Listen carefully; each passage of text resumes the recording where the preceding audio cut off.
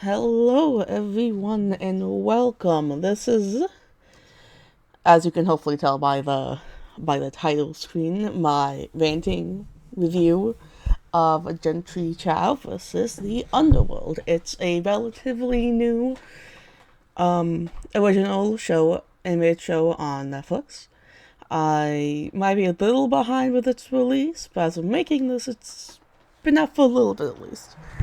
I've been waiting for this to come out. I saw the trailer and the cover picture and thought it looked really good. And I stand by that thought after binging it last night. I just couldn't stop, which should give you a good sign, because I'm not one to really binge shows passionately. Sometimes I binge it just as a background thing or do something else. Jentry Chau had my attention the entire time. I was yelling at the TV. I was reacting. And that rarely happens to me recently. So I was thrilled. I was hooked. And I still am. And I'm going to be very upset until I get all my friends to watch it too, so I can talk about it. So I promise to spoil stuff, probably, because I don't trust myself, and I feel like spoiling is the best way to really just talk about a show like this. Or any show, really. So I'll try to start off non-spoilery, and then go from there if I can. So the basic premise of Gentry Chau versus the Underworld is Gentry, our main character. It's her 16th birthday, or is about to be, and her powers, she has them. She's had them since she was a kid. Get really strong, and this evil demon guy is trying to steal them from her, called Mr.Cheng, and he's morphed with a mogwai, which is some kind of parasite type thing. In the show, that's what it's portrayed as. I'm not super familiar with Chinese folklore and such to specify, but that's the general idea. He wants her powers so he can bring back his dead daughter, and Gentry's Gugu, who's her great aunt, I think, she's a Taoist priest. She knows how to fight well and is helping protect her and wants her to help her use her powers, blah blah blah. And most of the series is trying to master them, trying to beat Mr. Cheng, and then there's some high school drama and family mystery tossed in there. So that's my quick summary. And after this point, expect spoilers. Spoiler 1. Her grandma dies in the first episode fighting Mr. Cheng. Follow-up spoiler, she becomes a ghost and just kind of hangs around the series as a ghost, helping her with her training and all that. It's honestly kind of great, and I love it. Gentry has to move out of Seoul and back to Texas, where her grandma lives, for her training and to beat up Mr. Cheng, evil demon man. And there's some drama there because as a child, Gentry lost control of her powers and set a good chunk of the town ablaze because she has fire her powers and didn't know how to control them. So now there's just an urban legend myth that this little 8-year-old girl caused the Great Fire. And she's like, oh, yep, that's so crazy. Totally wasn't me. I just am a normal girl with a normal life. Don't look into it too much. And one thing I like about the series is that this secret isn't kept a secret very long. I think the series has I don't know, probably 15-ish episodes. And we find out I want to say it was 4 or 5. Everyone finds out. She yells into the intercom at school while fighting a demon about it. Everyone hears. It's not a secret. At least not at the school. It's not a secret. The vice principal makes it his mission to make it obvious to town that Gentry's evil, but he's kind of bad.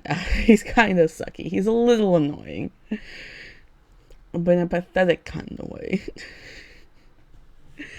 And then we have classic teenager love drama, school drama. She has her old best friend Michael, who's around and is dating one of her new friends she's made at school, so that's fun, and there's clearly still some feelings there. He was hurt that she left, and during her big fire attack, he burned down his house. So she's like, ha ha ha, nervous. And then there's a new guy, Kit, who's also just kind of pretty and nice to her, and just kind of accidentally, she like fell into his arms, or like dropped her books in front of him, or something like that. I forget their first meaning, but something cliche and cute like that.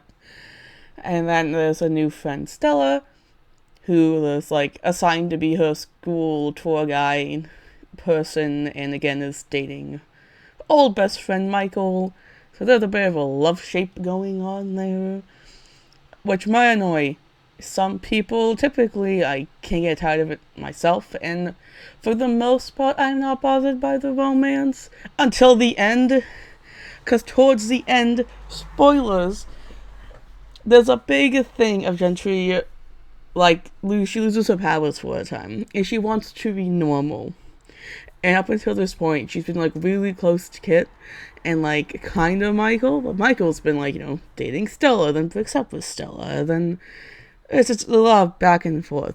But Gentry essentially breaks up with Kit and says they can't hang out too much because she wants to be normal, and Kit isn't a normal human.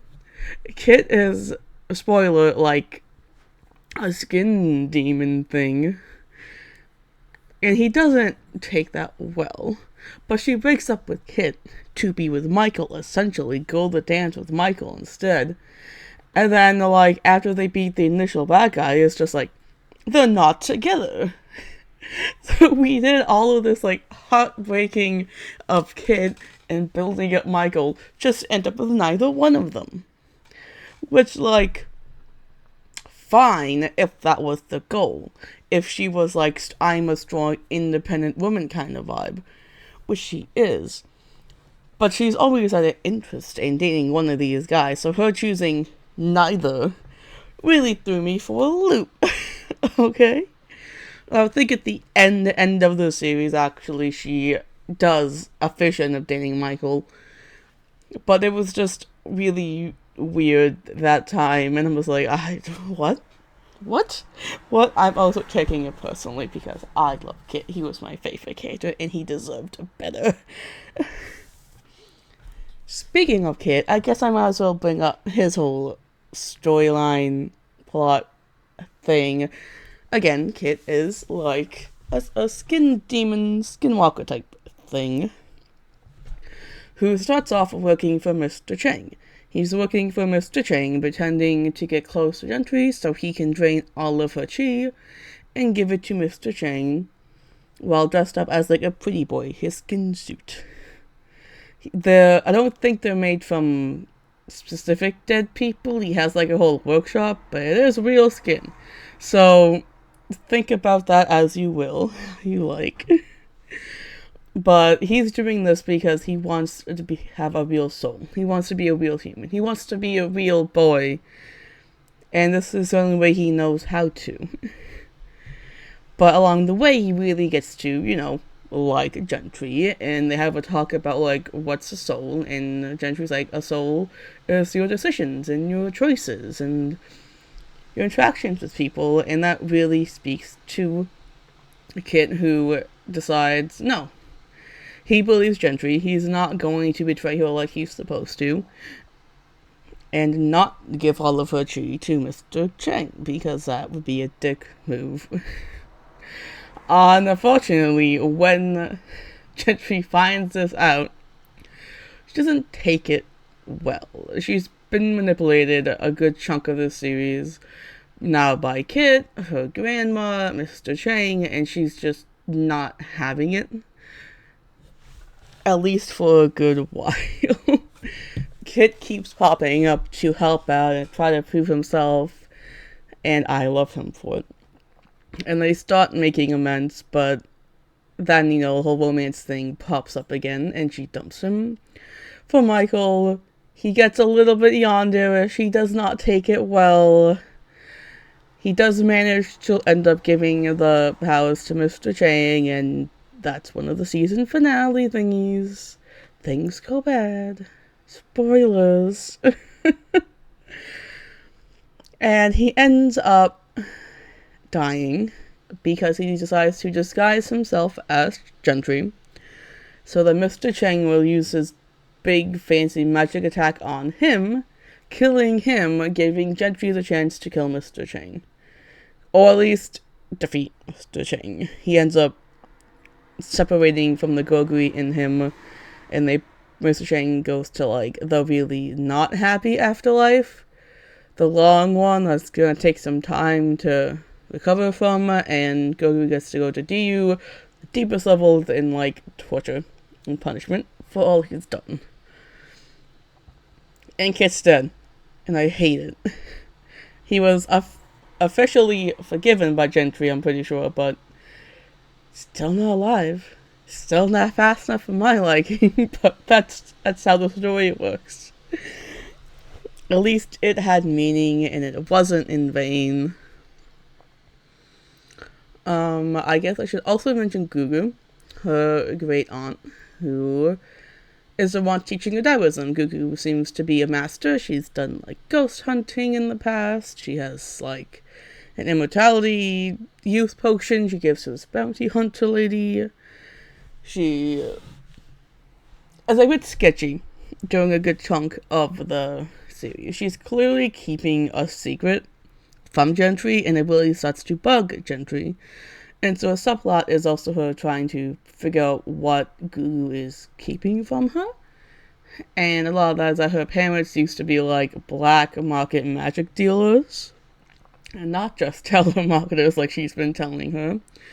And she was the one who put the big fancy fire powers in Jentry to keep it away from the bad guy, Mr. Cheng, but never took them out like she said she could and that she would. He just kind of figured if Jentry never knew she had powers, they would never surface, and clearly that didn't happen. That wasn't how it worked. She's also a part of why her sister is now a dead ghost.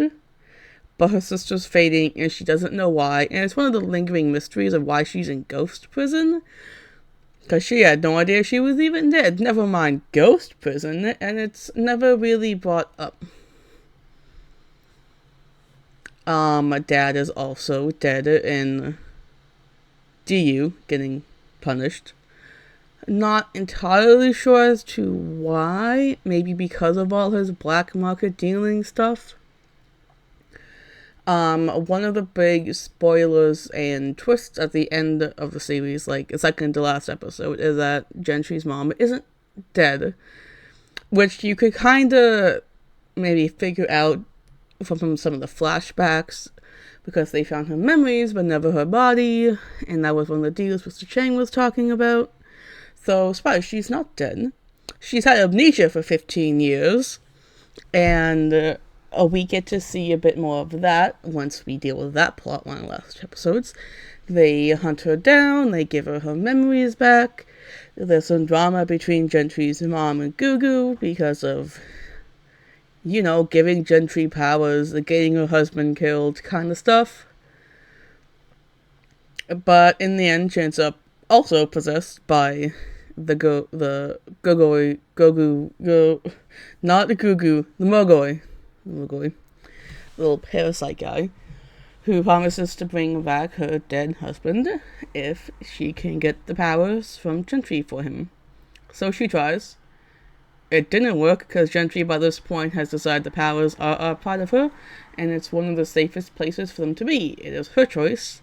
Something the mom made very obvious. You should prioritize yourself and not just what other people want.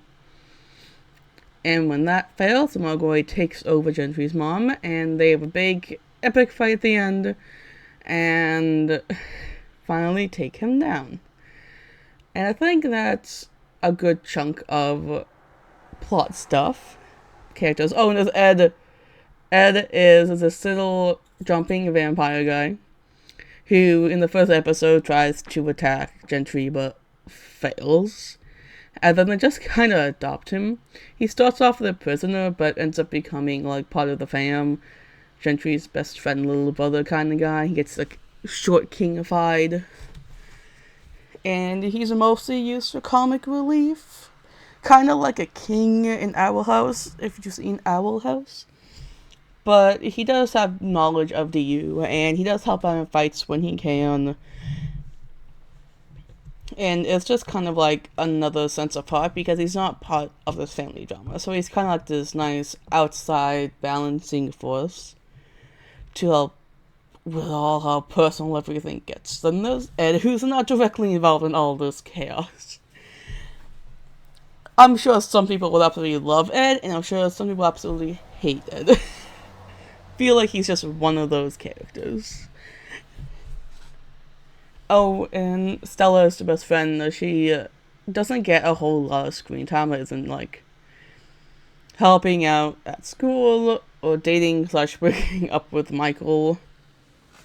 She's really good at planning events. She's really good at, she has this little plan for the future, but it's like color coded and with Sharpies and stickers and glitter pens and whatnot. Very like preppy school president type of character. But she doesn't get a whole lot to do. Gentry teaches her how to use like these like Chinese talismans that can affect demons, which is useful for some of the fights.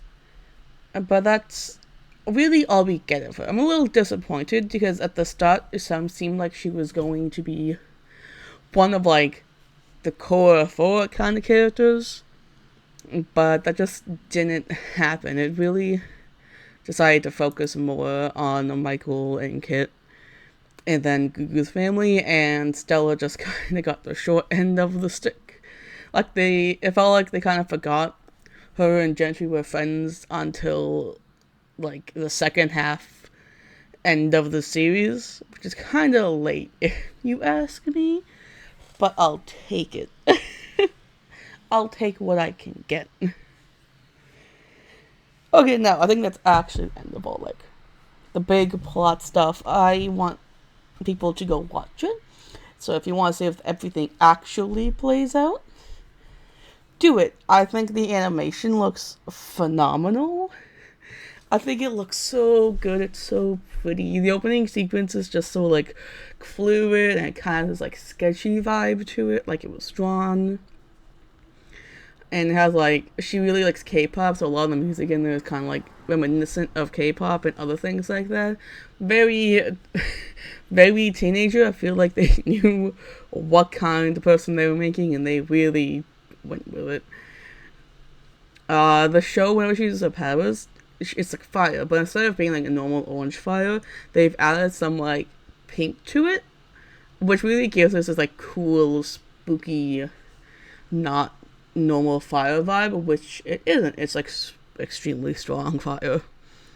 She can also use her powers to open like portals, not only to like 5 feet down the road kind of portals, but also to other dimensions like DU, a punishment torture place, and like the little limbo kind of place whose name is escaping me right now, where the ghost prison is.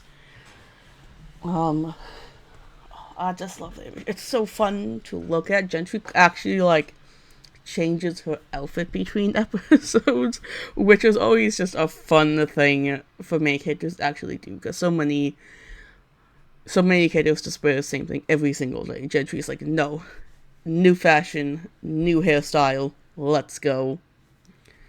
And I love that for her.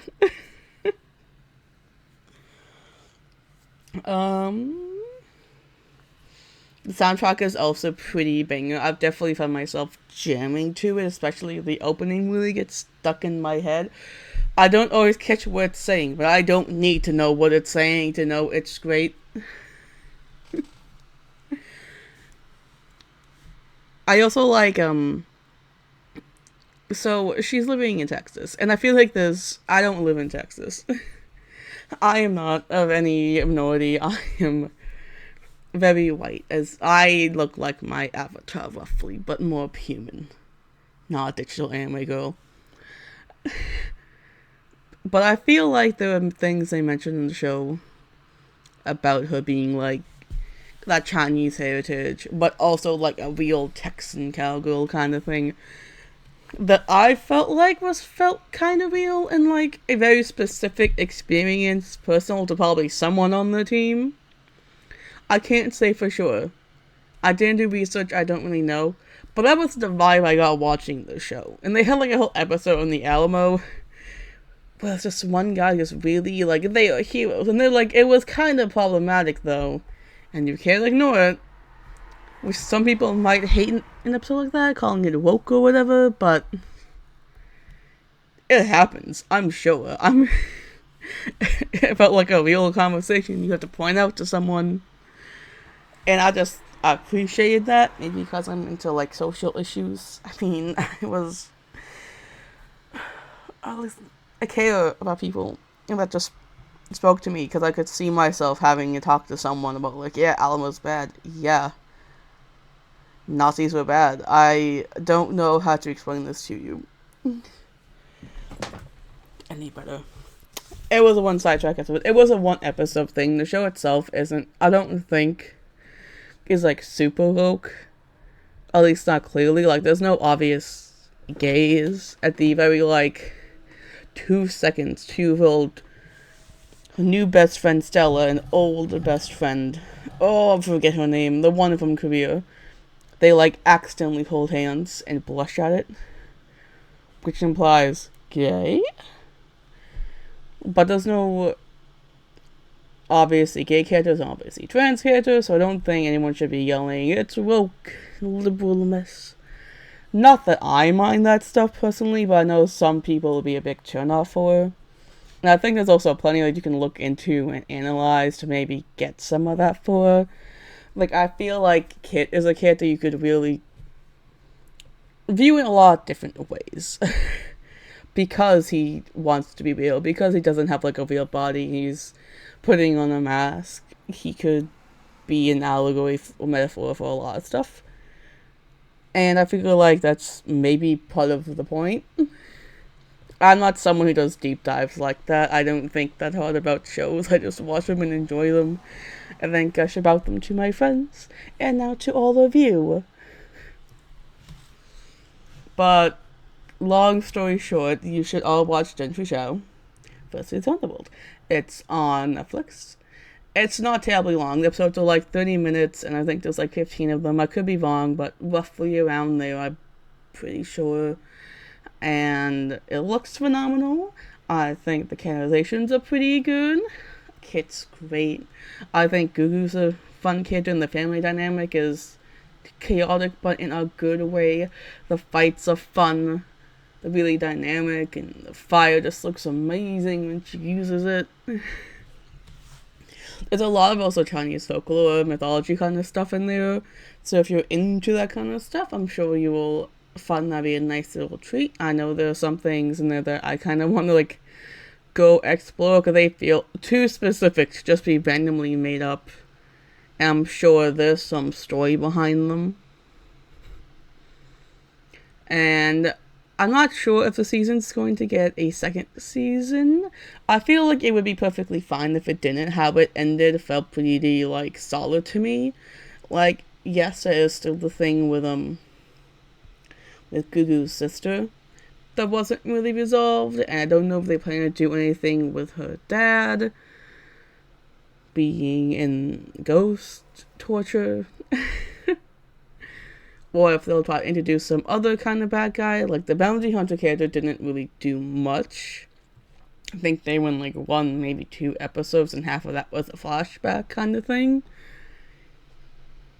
So they could try bringing them back in if they wanted. I could see them for like the home life kind of stuff, trying to balance her friends in Texas to her friends in Korea, and now living with her mom kind of stuff. Could be the home focus mixed with the stuff I previously said for the magical half. Or they could just not give it a season 2, and I think I would still be content. I mean, I would like one, of course, but if the story isn't there and they just don't want to, I'm fine. I'm not clamoring for a second season. It didn't leave off super cliffhanger me or anything like some shows do, which I also appreciate. But maybe if we all go watch it and I'll go love it, we'll get more, or at least more of something else great. I believe by the creator is, I want to say Echo Woo, but I could be wrong about that. I think Ali Wong, the comedian, voices one of the characters. I'm not the best at looking up credits, but no, those were two names that popped up a lot from when I did pay attention. So yeah, go watch it, go have fun, love it, talk about it some more, make me some fan art, save me some clips, and I'll do the same. Okay, that's it for this ranting, and I will see all you folks later. Stay spooky, and bye!